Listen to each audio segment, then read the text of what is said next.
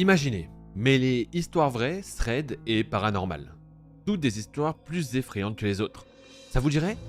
Si je vous disais qu'on retourne aux essences même de cette chaîne aujourd'hui, mais toujours dans un format plus détente et toujours aussi effrayant.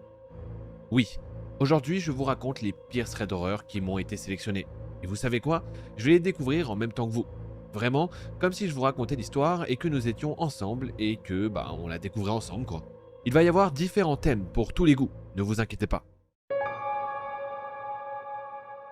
C'est l'histoire d'un homme qu'on appellera Adrien, comme il n'a pas donné de nom, et il poste cette histoire vraie qu'il a vécue avec ses amis l'année dernière, quelques jours avant Halloween, et qui les a pour le moins traumatisés. Pour une mise en contexte, ils vivent dans un petit village du sud de la France, entouré de vignes et de petits chemins de terre. Ce soir-là, ils fêtaient le 16e anniversaire de l'un d'entre eux. La soirée se déroula normalement, jusqu'à ce qu'ils commencent à s'ennuyer. Il y avait un petit parc non loin de là, il leur suffisait simplement de sortir de chez lui et de marcher tout droit sur environ 1 kilomètre dans un petit chemin non éclairé. Alors, ils y allèrent à 7. Arrivés au dernier lampadaire du chemin, il faisait extrêmement sombre et 4 d'entre eux prirent la décision de faire demi-tour. Alors, lui et ses 2 amis restants s'équipèrent de flashs de leur téléphone afin de s'éclairer le chemin. Il faisait froid, un léger vent leur tapait dans le dos et ils n'y voyaient pas à plus de 3 mètres. Avant d'arriver au parc, ils savaient qu'une vieille caravane abandonnée se trouvait sur le chemin depuis toujours. Comme elle était recouverte par la végétation, elle était à peine visible de jour. Ils n'y prêtèrent donc pas attention et continuèrent leur chemin, car ils insistent sur le fait que celle-ci est à l'abandon.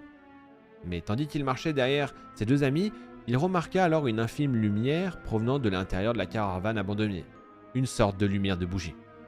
Il n'a pas réalisé directement ce qu'il voyait, mais après quelques minutes, il s'arrêta et appela Max et Mathis qui l'accompagnaient et leur dit Hé, vous avez vu la lumière vous aussi ou j'ai rêvé? Ce à quoi Max lui répondit T'as dû rêver, c'est à l'abandon depuis toujours ici. Sûr de lui, il leur dit de faire demi-tour pour aller vérifier. Et une fois devant, il y avait bel et bien de la lumière qui émanait des vitres poussiéreuses de la caravane. Étonné, Mathis s'avança vers elle, mais avant qu'il n'arrive à quelques mètres d'elle, la porte s'ouvrit et une lumière aveuglante surgit. Étant tous aveuglés, ils entendaient des pas lourds s'approcher d'eux. Ils partirent bien sûr en courant de toute leur force pour rejoindre l'autre partie du groupe qui était resté chez Maxence. Ils sont finalement arrivés, sans le moindre problème, mais les autres ne voulaient pas les croire malgré leur état de panique dans lequel ils étaient. Alors Mathis et lui, voulant prouver leur honnêteté, ont pris la décision d'y retourner avec un vélo 2 heures après. Il était donc environ 3 heures du matin. Une fois arrivés à une dizaine de mètres de l'endroit où ils avaient été terrorisés quelques heures plus tôt, ils restèrent fixes à observer cette caravane. Mais rien ne se passait. Impossible de prouver ce qu'ils avaient vu auparavant. Alors ils rentrèrent chez Max pour continuer la soirée. Aux alentours de 6 heures du matin, ils réabordèrent le sujet et arrivèrent à convaincre tout le groupe d'y retourner pour prouver ce qu'ils avaient vu. 2 d'entre eux, Igari et Maxence, restèrent sous le dernier lampadaire qui éclairait le chemin, car ils avaient trop peur de continuer. Cette fois-ci, ils savaient ce qui pourrait éventuellement se passer, alors ils étaient équipés pour se battre. Ils étaient munis de cutters, couteaux, ciseaux, d'un vélo, et Adrien, lui, d'un panneau stop rouillé et tranchant. C'est peut-être un peu disproportionné, mais bon. Il n'était alors que 5. Mathis, Cameron, Ewan, Joe et lui. Sachant que, à part ceux qui étaient là, à la première mésaventure, aucun ne les croyait. Mais pensant que c'était une blague, ils rentrèrent dans le jeu.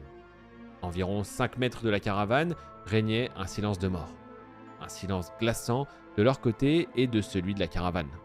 Quand tout à coup, dans l'obscurité totale, un bruit de chaîne claquant le sol se fit entendre. Un bruit terrifiant. Les autres comprirent instantanément que ce n'était pas une plaisanterie. Mais le temps de comprendre ça, le grincement d'une vieille porte en bois se fit entendre, suivi des mêmes bruits de pas que la dernière fois. Mais il y avait quelque chose de différent cette fois-ci.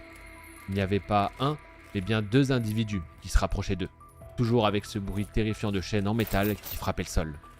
Ils comprirent donc que, par un moyen inexpliqué, ils les avaient vus et s'approchaient d'eux. Ils abandonnèrent alors toute idée de se battre et partirent en courant du plus vite qu'ils purent. Dans la panique la plus totale, le plus grand d'entre eux partit à une vitesse impressionnante. Il avait disparu dans le noir pour rejoindre ceux qui n'étaient pas venus. Au même moment, 2 énormes spots de lumière éclairèrent tout le chemin. Pris de panique, il lança de toutes ses forces son panneau stop sur eux en espérant les ralentir, mais cela n'avait pas marché. Ils donnèrent tout ce qu'ils pouvaient pour courir le plus vite possible, et après avoir eu l'impression de courir des heures, ils arrivèrent enfin à la maison. 3 d'entre eux étaient arrivés avant eux et eurent le merveilleux réflexe d'éteindre toutes les lumières de la maison. Ils se cachèrent tous derrière un muret de son jardin et attendirent de très longues minutes. Sa maison était située dans une petite impasse elle-même, reliée à une rue, et elle était la seule à se trouver dans cette minuscule impasse. Et petit détail important, pour arriver à cette maison, il y avait du gravier. Malheureusement, après facilement 30 minutes à attendre dans le noir, ils entendirent tous des bruits de pas dans le gravier se trouvant en face de la maison, suivis de bruits de son portillon en train de s'ouvrir. Les deux individus étaient rentrés dans le jardin. Dans l'immense silence, l'un d'entre eux a pété. Par chance, ils ne l'ont pas entendu, mais ils ont bien cru mourir à cause d'un paix. Désolé, c'est pas drôle, mais bon, enfin si, c'est un peu drôle quand même. Sachant que s'il est là pour nous la raconter, c'est qu'il est vivant, donc tout va bien. Mais cette petite anecdote là, le truc de paix là, ça a failli me tuer là. Puis finalement, les deux individus ont fini par partir et ils sont restés cachés derrière ce muret toute la nuit. Le lendemain matin, traumatisés par les événements de la nuit, ils avaient prévenu la mère de l'un d'entre eux qui se trouve être gendarme.